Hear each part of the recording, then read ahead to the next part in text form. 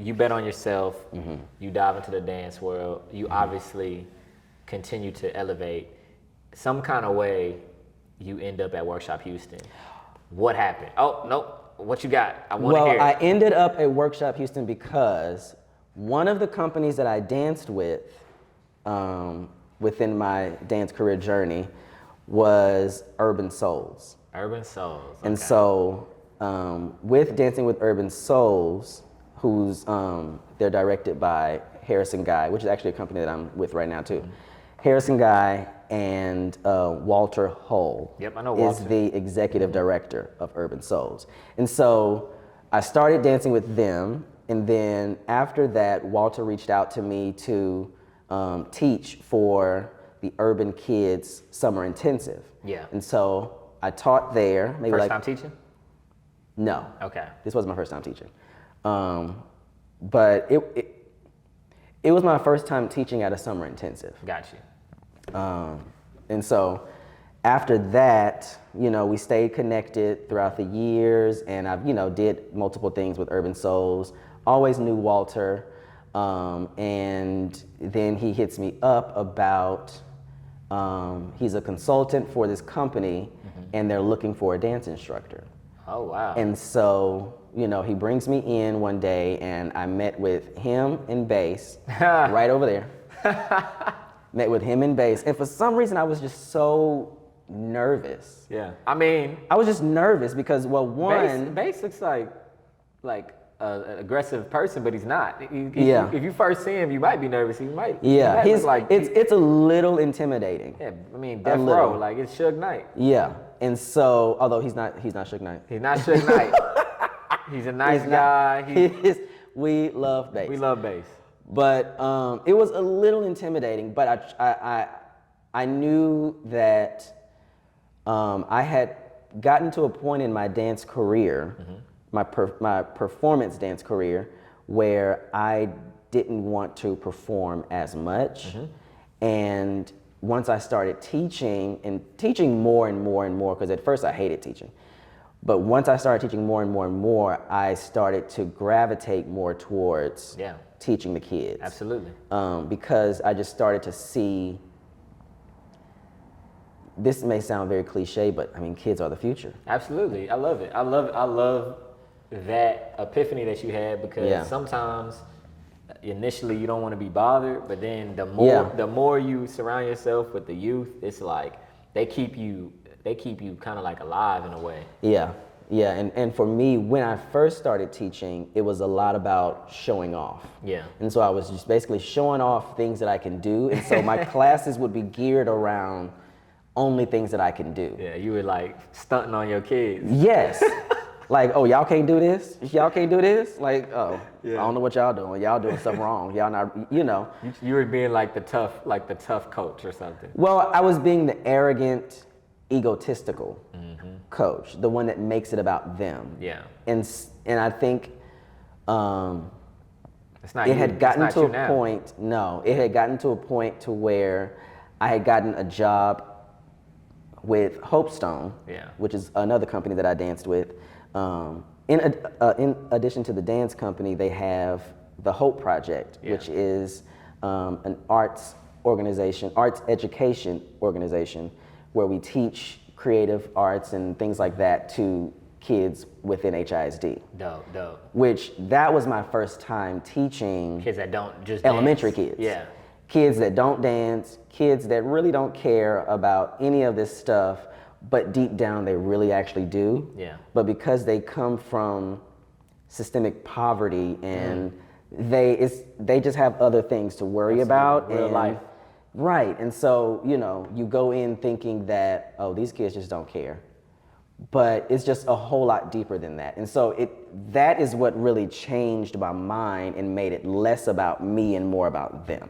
I like how you put that, because I feel like that's something that happens at Workshop a lot. There's a lot of kids that we might be introduced to that maybe they don't want to engage initially, but that's because they got a lot on their plate. Yeah. But the art is gonna speak to them when it does, and we're gonna be there for them along the way. Yeah. And I feel like that's something that you do very well. I love seeing how you you get your students, and I think that there's a lot of camaraderie in your classes. I feel like when you go into the dance shop, y'all are like a unit. They work together. Sometimes there's people that are more interested than others. Yeah. But at the end of the day, they all are invested, and you do it.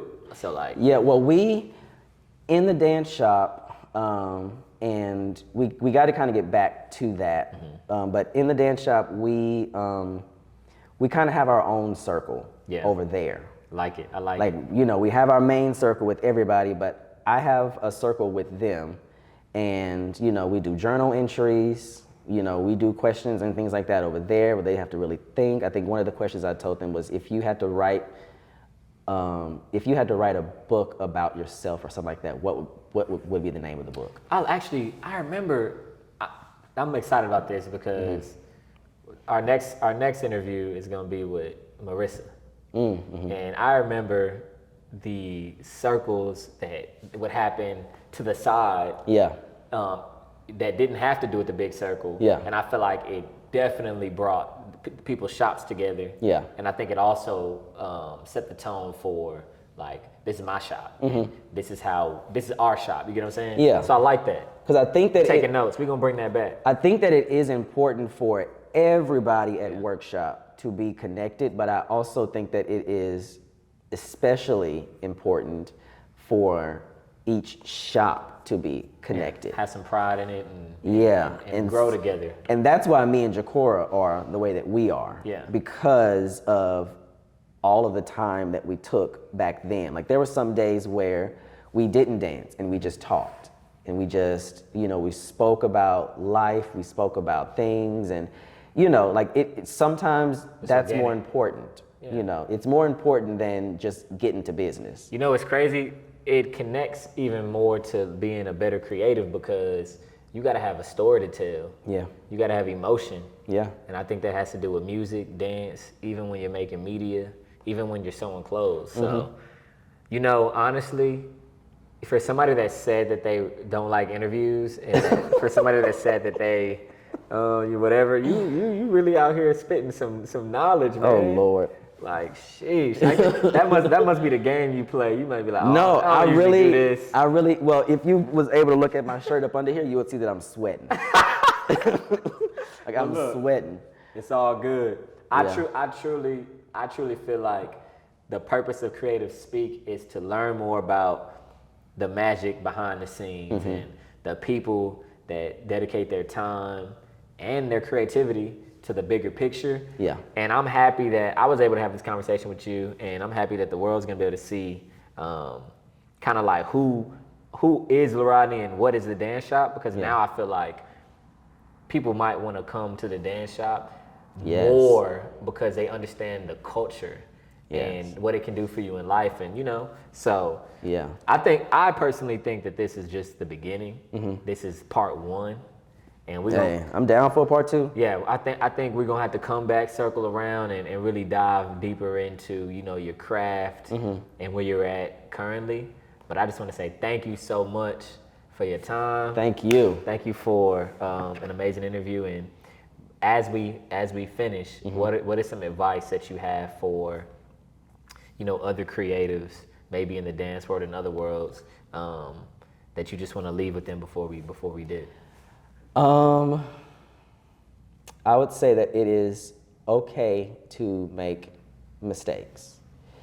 It is okay to fail. The problem or the issue is when you allow that to dictate the rest of your life. Absolutely.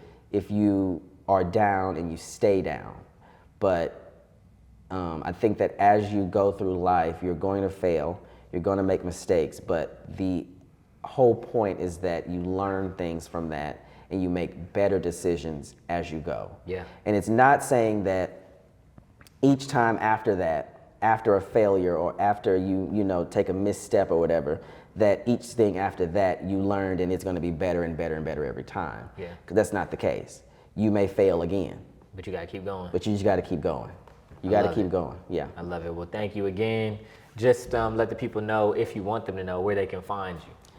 Like on social media? Whatever, social media. My name is LaRodney. Yeah. We gonna keep it real low key. It's really just LaRodney on Instagram. Spell that for one time. That's what technology Rodney with La at the and front. not Lil Rodney, as Mr. Mike likes to say. It's Lil Rodney. La, L-A.